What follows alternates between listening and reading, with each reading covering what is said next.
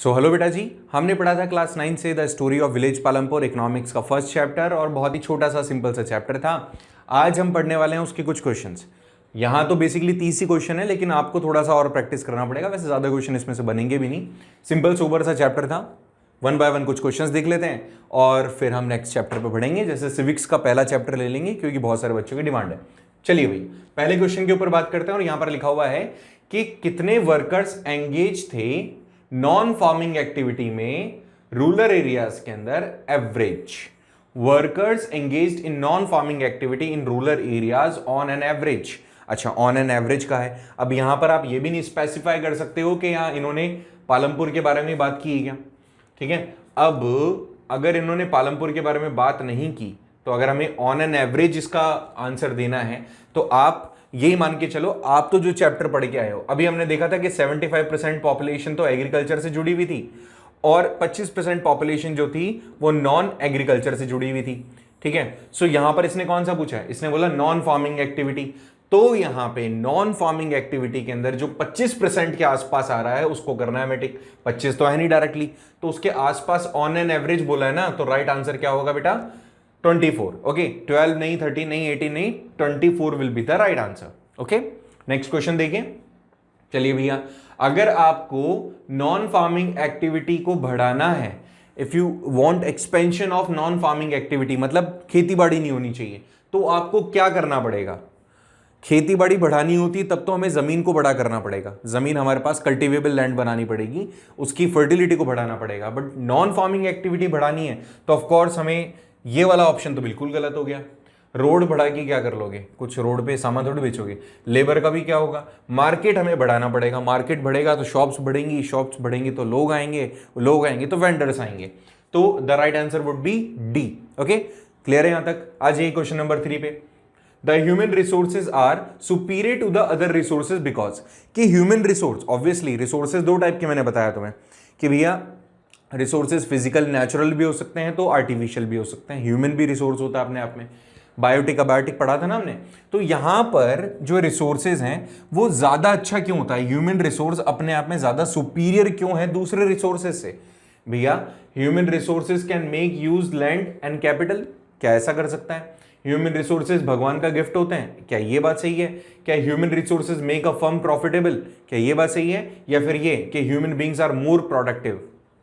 Productivity और productive के अंदर आप क्रिएटिव भी बोल सकते हो, इंटेलेक्चुअलिटी भी बोल सकते हो। तो ऑफकोर्स इसमें तो केवल जमीन के बारे में बात होगी, दूसरी एक्टिविटीज तो आई नहीं इसमें, और ऊपर गिफ्ट ऑफ नेचर भी नहीं, प्रॉफिटेबल भी नहीं। तो राइट आंसर मेरे हिसाब से डी होना चाहिए, तो आपको भी डी पे ही जाना है। ठीक है, क्योंकि ये क्या होता है, ज्यादा प्रोडक्टिव होता है, ज्यादा क्रिएटिव होता है। ओके, चलिए क्वेश्चन नंबर 4 के ऊपर बात करते हैं।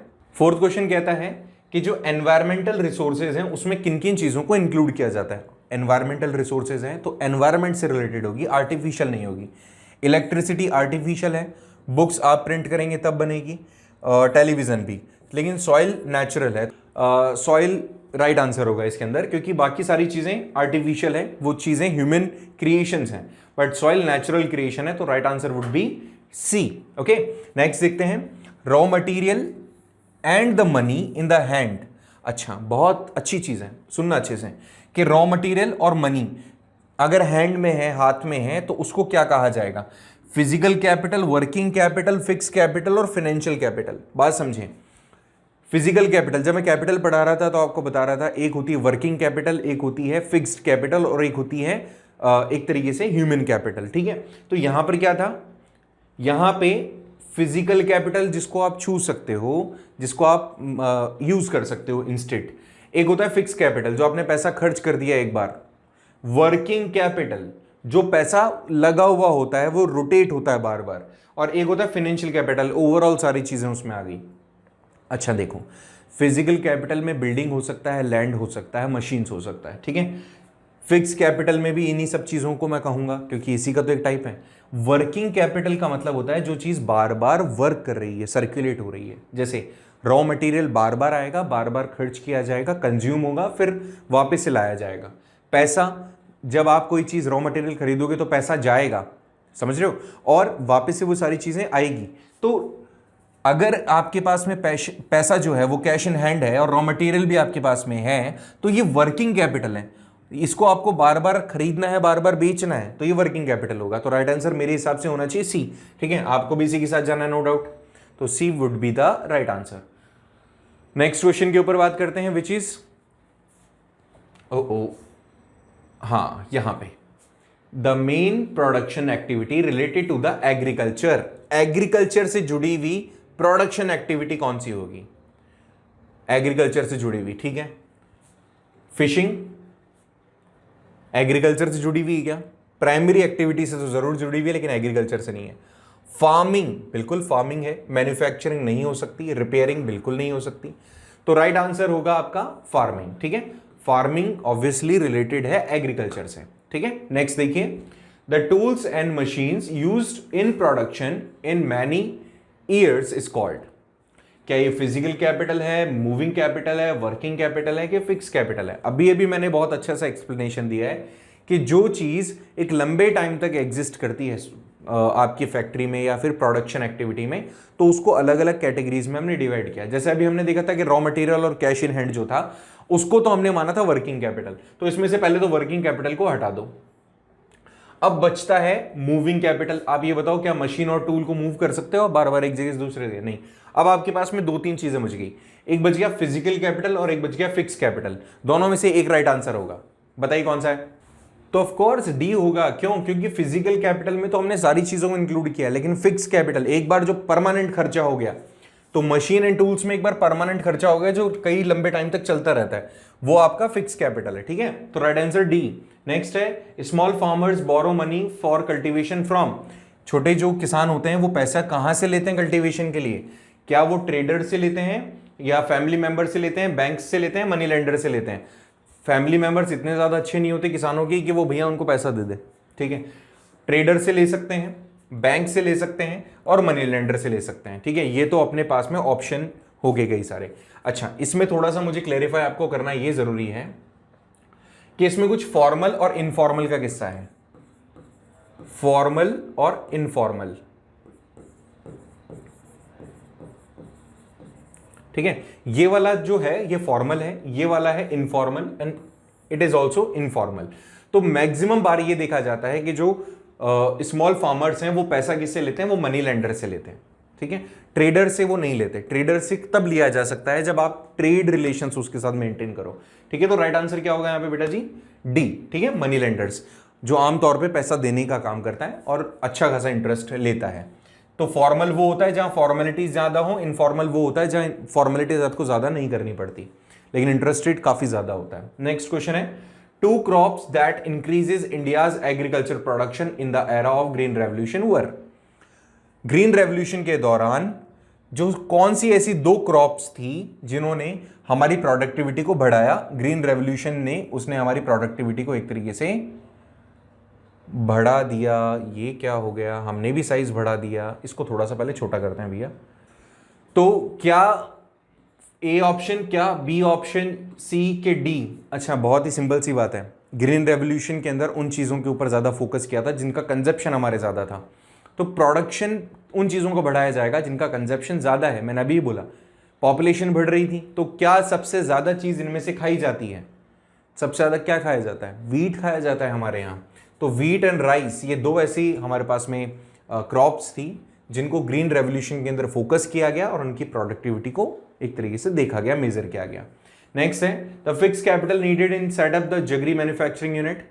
जो गुड़ बनाने का फैक्ट्री है उसको खोलने के लिए आपको इनमें से क्या चीज चाहिए होगी? सबसे बेसिक चीज क्या है? फिक्स कैपिटल बोला है। अच्छा, ये और देखो भैया, फिक्स कैपिटल बोला है उसने। अदरवाइज आप कहोगे सर जगरी बनाने के लिए तो शुगर केन चाहिए, तो यहां शुगर केन राइट आंसर नहीं होगा। क्यों नहीं होगा? क्योंकि शुगर केन आपके लिए रॉ मटेरियल है, वर्किंग कैपिटल है। यहां पर इसने बोला है फिक्स कैपिटल, जिसमें खर्चा एक बार हो कई सालों के लिए। इलेक्ट्रिसिटी का बिल मंथली आएगा, लेबर को पैसा मंथली देना पड़ेगा, मशीन एक बार खरीदोगे आप। तो राइट आंसर क्या होगा बेटा? बी। ठीक है, अच्छा भैया, नेक्स्ट आ जाता है कि इनमें से उस क्रॉप को चुनो जो कि रबी क्रॉप है। क्या वो राइस है, वीट है, जूट है कि कॉटन है? बताइए। तो जानते ही हो तुम, कंडीशन क्या है? सर्दियों वाली क्रॉप कहलाती है। सर्दी में जो बोया जाए और गर्मी में जो काटा जाए वो कौन सी है? रबी। तो यहां याद रखो वीट। वीट कैसा होता है? वीट में छोटे छोटे सीड्स होते हैं ना, और वो बिल्कुल सूखा हुआ होता है, जब ग्रो कर रहा होता है तो ग्रीन होता है, बाकी इस तरह का कुछ होता है ना scene. My drawing is not so good but I am trying. Okay, so यहां पर ये जो छोटे छोटे सीड्स होते हैं ये सूख चुके होते हैं। सूखेंगे कब? मॉइस्चर इनमें से कब गायब होगा? जब ऑफ कोर्स जब गर्मी होगी तभी तो होगा। तो रबी क्रॉप कौन सी होगी बेटा इसमें से? बी। ठीक है, याद रखें। नेक्स्ट है, ग्रीन रेवोल्यूशन ने क्या चीजों को इंक्रीज किया? प्लांट ज्यादा पेड़ उगाओ, ऑर्गेनिक फार्मिंग करो, HYV सीड्स यूज करो या मशीनरी का यूज करो। तो of course HYV seeds, high yielding variety seeds. High yield variety seeds का मतलब है जो प्रोडक्टिविटी ज्यादा करे। ठीक है, high yield variety seeds. Okay, so C answer would be right. The farmers of Palampur are able to grow the 3 different crop in a year because of, एक ही खेत पर एक साल में 3 क्रॉप आप उगा सको, इस तरह का सिस्टम क्या कहलाता है? मल्टीपल क्रॉपिंग शिफ्ट सिस्टम कहलाता है, या फिर प्रैक्टिस क्रॉप रोटेशन सिस्टम कहलाता है, या फिर शिफ्टिंग कल्टीवेशन कहलाता है, या सबसिस्टेंस फार्मिंग कहलाता है? इनमें से कौन सा राइट आंसर होगा? पहले तो इन सबका मतलब आपको पता होना चाहिए, तब तो इसका आप आंसर सही दे सकते हो। सो समझ लो एक एक करके। ये तो हो गया मल्टीपल क्रॉपिंग, एक बार में कई सारी क्रॉप उगाना। तो 3 क्रॉप उगा रहे हैं तो राइट आंसर तो पहला वाला ही होगा, बट फिर भी हमें इनका आंसर पता होना चाहिए। क्रॉप रोटेशन, मैंने आपको याद करो बताया था कि जब आप खेत पे कोई चीज उगाते हो तो एब्जॉर्व करती है वो क्रॉप उस सॉइल से जो भी चीज उसको नीडेड है। ठीक है, तो क्या किया जाता है, जैसे एक बार वीट उगा दिया तो आपको ऐसी खेती की जाएगी कि कुछ ऐसा फसल उगाया जाएगा जिससे कि वीट ने जो भी चीजें एब्जॉर्व की है सॉइल से, उस सॉइल को रिकवर करने का टाइम मिल जाए। ठीक है, इमेजिन करो कोई क्रॉप है जो नाइट्रोजन एब्जॉर्व कर रही है आपके लैंड से, अब नेक्स्ट टाइम ऐसी कोई क्रॉप नहीं उगानी जिससे उसको भी नाइट्रोजन चाहिए हो। ठीक है, तो इस तरह का रोटेशन क्रॉपिंग हम करते हैं, बेसिकली फ्रूट्स वगैरह को हम इसमें बो देते हैं। शिफ्टिंग कल्टीवेशन, एक प्लेस पे आपने हार्वेस्ट किया, मूव कर गए दूसरे प्लेस पे। और सबसिस्टेंस खेती बाड़ी जो है वो आपको बढ़ानी पड़ेगी। तो एक जैसे कोई रिहायशी एरिया हो गया जहाँ पे पॉपुलेशन बढ़ गई है, वहाँ से आप मूव कर जाओ दूसरी जगह पर, तो वो क्या होगा? सबसिस्टेंस। ठीक है, तो राइट आंसर मैंने आपको पहले बता दिया, ए है। नेक्स्ट देखते हैं जल्दी से फटाफट से। Land, labour, capital and raw material together are called. ये चीज बहुत अच्छी है कि जब आपने जमीन को, लेबर को एंड कैपिटल को एक साथ कैलकुलेट किया है, एक साथ जोड़ा है, तो उसको क्या कहा जाएगा? Parts of production, factors of production, features of production, या प्रोसेस ऑफ प्रोडक्शन? फैक्टर का मतलब कारक। ठीक है, सो फैक्टर ही होगा प्रोडक्शन के अंदर कौन कौन सी चीजें बेसिक इंपॉर्टेंस रखती हैं, तो these are the factors of production. Let's see the next question which is 15th। The major benefit of green revolution, जो हमने एक्सपीरियंस किया, सबसे ज्यादा कहां पर एक्सपीरियंस करने को मिला इसका बेनिफिट हमें? क्या वो नॉर्थ इंडिया था, क्या साउथ इंडिया था, चाहे वेस्टर्न पार्ट था या ईस्टर्न पार्ट था? सो ग्रीन रेवोल्यूशन के अंदर सबसे बेनिफिट मिला था हरियाणा को सबसे ज्यादा, हरियाणा को, पंजाब को, यूपी को। तो ऑफकोर्स ये कहां आते हैं? हमारे नॉर्थ इंडिया में आते हैं। तो राइट आंसर क्या होगा? ए। आगे देखिए, people mainly feed there buffaloes. अच्छा भाई, बहुत अच्छी बात है। बफेलोज को क्या खिलाया जाता है ये बताओ? तो वैसे तो आपको इसका आंसर पता नहीं होगा, दैट इज वाई मैं डायरेक्टली बता देता हूं। उनको बाजरा वगैरह खिलाया जाता है, ज्वार बाजरा खिलाया जाता है। ठीक है, ये वाली चीजें थोड़ी सी महंगी पड़ती है, ये भी खिलाया जाता है, लेकिन मेजरली क्या खिलाया जाता है उनको फीड करने के लिए? ज्वार बाजरा। ठीक है, ग्रीन जो भी वेजिटेबल्स होते हैं उनके साथ में। फिर नेक्स्ट है, जो मशीन्स हैं उनको फिक्स कैपिटल कहा जाता है। क्यों? क्योंकि फिक्स कैपिटल वो कैपिटल होती है जिसमें एक बार खर्चा होता है, उसके बाद में उसको बार बार आपको रिन्यू नहीं करना पड़ता, खरीदना नहीं पड़ता। तो देखो इसमें सही ऑप्शन क्या हो सकता है? Use for many years, of course यही होगा, कई सालों तक लगातार आप एक बार फिक्स खर्चा कर दिया, बार बार खर्चा करने की जरूरत नहीं है। तो राइट आंसर तो ए है। बट फिर भी दूसरे देख लेते हैं कि मशीन के बिना कोई प्रोडक्शन पॉसिबल नहीं है। ऐसा तो नहीं होता कि मशीन ह्यूमन बींग्स बनाते हैं, और यहां पर बताया कि वर्किंग कैपिटल नहीं होती इसलिए। अरे भैया नॉनसेंस था ये तो। ए आंसर हमारा राइट होगा। ओके, नेक्स्ट देखते हैं। The payment to the labour for his survival in cash किस टाइप का कंडीशन है? क्या उसको रेंट कहा जाता है? नहीं, रेंट तो नहीं कहते। रेंट तो उसको कहते हैं जो आपने कंज्यूम किया और मंथली आपने उसका पेमेंट किया। इंटरेस्ट भी नहीं कहते हैं, प्रॉफिट भी नहीं कहते हैं, वेजेस उसको कहा जाता है। वेजेस वो कंडीशन है कि जो आप किसी से काम करवाओ और उसके बदले में आप उसको पैसा दो। ठीक है, तो दैट इज कॉल्ड वेजेस। और देखते हैं, the green revolution in India was started to being reformation in of course agriculture sector. Green colour से हमें पता चलता है ग्रीनरी को बढ़ाने के लिए, तो वो है एग्रीकल्चर। ठीक है, बाकी ये सारी अलग अलग इंडस्ट्रीज के लिए अलग अलग कलर का रेवोल्यूशन हमने स्टार्ट किया था, उसकी बड़ी सारी लंबी लिस्ट है, तो आप देख लीजिएगा। नेक्स्ट है surplus in the market is supplied by. Surplus किसके पास होगा? जो फार्मर, बिग फार्मर है और मिडिल फार्मर है। स्मॉल फार्मर के पास तो कुछ बचता ही नहीं है। स्मॉल एंड लैंडलेस फार्मर तो बिल्कुल कतई आंसर सही नहीं है। नेक्स्ट है स्मॉल एंड मीडियम, ये भी नहीं है। स्मॉल जहां आ गया तो आंसर सही होएगा ही नहीं। लार्ज एंड मीडियम फार्मर सही हो सकता है, और इनके पास में ये भी सही हो सकता है कि फार्मर्स हैविंग लैंड होल्डिंग्स, ये भी बहुत सही है। इसने कहा ऐसे फार्मर्स जिनके पास में लैंड होल्डिंग्स हैं, तो ये भी आंसर सही है और ये भी आंसर सही है। ठीक है, तो दोनों में से आप लगा सकते हो। अगर मुझे दोनों में से एक आंसर चूज करने को कहा जाए तो मैं डी के साथ जाऊंगा। क्यों जाऊंगा डी के साथ में? चलो डी के साथ नहीं जाते हैं, अपन जाते हैं सी के साथ में। चैप्टर वाइज देख रहा हूं मैं, और अगर मैं ऐसे इसको जनरली पढ़ रहा होता तो मैं फॉर श्योर डी के साथ जाता। जिनके पास बड़ी बड़ी जमीनें हैं, बहुत सारी जमीनें हैं, तो वो क्या करेंगे, वो ऑब्वियसली जो भी उनके पास ग्रो होगा वो उसको बेचेंगे। लेकिन अगर मैं चैप्टर के हिसाब से जा रहा हूं तो मुझे सी के साथ जाना पड़ेगा। ठीक है, क्लियर है? नेक्स्ट देखते हैं, फिक्स कैपिटल का एग्जांपल दो भैया। फिक्स कैपिटल का एग्जांपल, रॉ मटेरियल कतई नहीं होगा, बिल्डिंग हो सकता है, मनी नहीं हो सकता, असेट्स बिल्कुल हो सकता है। असेट्स में सारी चीजें आ जाती है। असेट्स का मतलब संपत्ति, जो भी आपकी संपत्ति है। लेकिन अब सुनो भाई, इसने बोला कैपिटल। कैपिटल का मतलब जो आपको आगे चल के भविष्य में पैसा कमा के देगी, वो खर्चा जो आपने भविष्य में पैसा अर्न करने के लिए किया है, तो उसमें क्या क्या चीजें काउंट हो सकती है? बिल्डिंग काउंट होगी। क्यों होगी? क्योंकि ऑफ कोर्स ये क्या करेगी, आपने कुछ ऐसा स्पेसिफिकली किया होगा जो आपको अर्न करके देगी। चाहे ऑफिस खोलो, चाहे आप अपना कोई इंडस्ट्री खोलो, चाहे आप इंस्टीट्यूट खोलो, कुछ भी, तो it can be your fix capital. Okay, next देख लेते हैं, one component of fix capital is. Fix capital का एक कंपोनेंट क्या है? ऑब्वियसली जब ऊपर अपन सही करके आए, बिल्डिंग को टिक करके आए, तो यहां पर भी हम बिल्डिंग को करेंगे। कैश वर्किंग कैपिटल का होता है, स्टॉक वर्किंग कैपिटल का होता है, लेबर भी आपकी वर्किंग कैपिटल का होता है। जल्दी से नेक्स्ट क्वेश्चन के ऊपर देख लेते हैं, क्योंकि ये थोड़ा सा लंबा जा रहा है चैप्टर अपना, लेक्चर। ठीक है, थोड़ा सा इसको देखो फटाफट से। रबी सीजन, ऑब्वियसली अभी अपन देखकर आए थे, किसका? हमने वीट का एग्जांपल लिया था। तो विंटर में तो इसको बोया जाता है और समर में इसको काट लिया जाता है, बरसात शुरू होने से पहले, तो इसको विंटर कर देना सही हो जाएगा आंसर।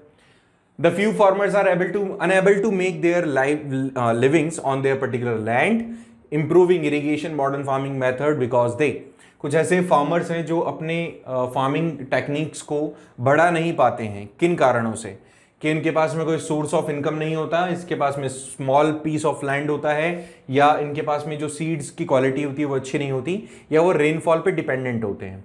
दोबारा सुनो, few farmers are unable to make their livings from their land, improving irrigation and modern farming method, because they. वो नहीं कर पाते इन सब चीजों को जस्ट बिकॉज उनके पास में सोर्स ऑफ इनकम नहीं होता। उनके पास में सोर्स ऑफ इनकम अच्छा नहीं होता, दैट इज वाई वो अपने आप को डेवलप नहीं कर पाते। ठीक है, इसको देखें आप। नेक्स्ट क्वेश्चन पे भी आ जाओ फटाफट से, कि यहां पर बताया गया one of the means of irrigation is. Irrigation का इनमें से क्या एक टाइप है? तो सी वाटर कतई नहीं होगा। डैम्स, डैम से कैसे करोगे आप? अंडरग्राउंड वाटर जरूर हो सकता है इरिगेशन का एक मेथड। क्यों? देखो, टैप वाटर से तो आप खेतों में पानी नहीं दे सकते हो, अंडरग्राउंड से दे सकते हो आप, ट्यूबवेल बना करके। डैम से आप अगर कैनल बना करके निकाल के लेकर आ रहे हो तब आप कर पाओगे, लेकिन ये गवर्नमेंट अथॉरिटीज के थ्रू होगा, जबकि ये तो आप प्राइवेट भी करवा सकते हो। तो राइट आंसर बी होगा इसमें से। Soil is losing its fertility due to why. क्या कारण है कि आपने सॉइल की फर्टिलिटी को कम कर दिया? किन कारणों से? और ऐसा क्यों होता होगा?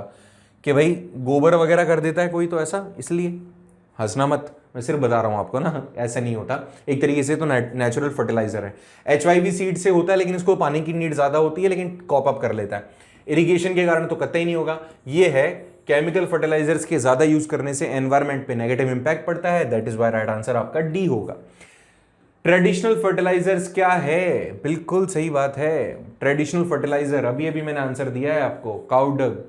ठीक है, गोबर जो होता है उसको हम एक तरीके से ट्रेडिशनल फर्टिलाइजर मानते हैं। ग्रीन रेवोल्यूशन का मेजर ऑब्जेक्टिव क्या था? ग्रीन रेवोल्यूशन के अंदर मेजर ऑब्जेक्टिव यही है कि भैया जो भी ग्रीनरी है उसको बढ़ाया जाए। मेक एवरीथिंग ग्रीन, कतई नहीं। इंक्रीज ग्रीनरी इन विलेजेस, कतई नहीं। इंक्रीज किया जाए व्हीट एंड राइस की प्रोडक्टिविटी में, ये बिल्कुल सही आंसर हो सकता है। या फिर भैया बुलडॉग कार्ट्स जो बैलगाड़ी है उसको बढ़ाएं, क्या नॉनसेंस है। इसके अंदर राइट आंसर होगा आपका बेटा व्हीट एंड राइस को बढ़ाना मेन इंटेंशन था, क्योंकि ये हमारे लिए स्टेपल डाइट है एंड इंपॉर्टेंट डाइट्स में से काउंट होती है। और देखिए भैया 2 क्वेश्चन और हैं, जल्दी जल्दी इनको भी देख लीजिए। HYV सीड्स के लिए क्या चीज की जरूरत है? अभी जस्ट मैंने बोला आपको HYV सीड्स आप यूज कर रहे हो तो बेस्ट रिजल्ट आपको तब मिलेगा जब आप उसको बहुत सारा पानी दोगे, ठीक है।